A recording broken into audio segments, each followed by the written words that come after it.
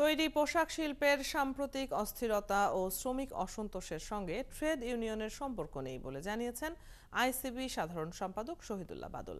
এদিকে গার্মেন্টস শ্রমিকদের ওপর হামলার ঘটনায় গঠিত তদন্ত কমিটি জানিয়েছে, পুলিশ, আওয়ামী লীগের নেতাকর্মী ও মালিকদের ভাড়াটে সন্ত্রাসীরা আন্দোলনরত শ্রমিকদের ওপর গুলি ও হামলা চালায়।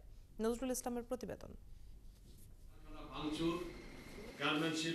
শনিবার সকালে ঢাকা রিপোর্টার্স ইউনিটির সাগরুনি মিলনায়তনে সংবাদ সম্মেলনে জানানো হয়, দেশের পোশাক শিল্প বৈদেশিক মুদ্রা অর্জনে মূল ভূমিকা রাখছে। এ শিল্পের স্বাভাবিক পরিবেশ নষ্ট করতে বহিরাগতরা চক্রান্ত করছে। এর সাথে ট্রেড ইউনিয়নের কোনো সম্পর্ক নেই।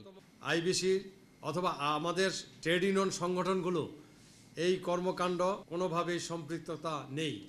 গার্মেন্ট শিল্প বৈদেশিক মুদ্রা 84% অর্জন করে বা দেশের অর্থনীতিতে ব্যাপক অবদান রাখছে। অন্যদিকে ঢাকা রিপোর্টার্স ইউনিটির নসরুল হামিদ মিলনায়তনে গার্মেন্টস শ্রমিক মজুরি আন্দোলনে শ্রমিক হতাহতের ঘটনায় গণতদন্ত কমিটির সংবাদ সম্মেলনে জানানো হয়, 2023 সালে মজুরি বৃদ্ধির আন্দোলনে শ্রমিক হত্যার ঘটনায় শিল্প পুলিশ, আওয়ামী লীগের সন্ত্রাসী বাহিনী এবং মালিকদের ভাড়াটে সন্ত্রাসীরা জড়িত ছিল। এর আগে শিল্পাঞ্চল পুলিশ, আওয়ামী লীগ, যুবলীগ লাঠিয়াল বাহিনী পিস্তল হাতে লাঠি হাতে তারা বের হয়ে যেতেন শ্রমিকদেরকে মারার জন্য। জোর গলায় দাবি জানাতে চাই, এই শিল্পাঞ্চল পুলিশ ইউনিট বাতিল করতে হবে। সংবাদ সম্মেলনে দায়ীদের দৃষ্টান্তমূলক শাস্তি নিশ্চিত ও দায়েরকৃত সকল মামলা প্রত্যাহার সহ 9 দফা সুপারিশ তুলে ধরেন কমিটির আহ্বায়ক।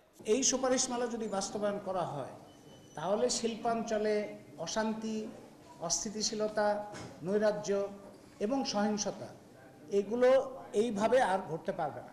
সংবাদ সম্মেলনে শ্রমিকদের কোনো উস্কানিতে কান না দেওয়ার আহ্বান জানানো হয়। নজরুল ইসলাম, 71, ঢাকা।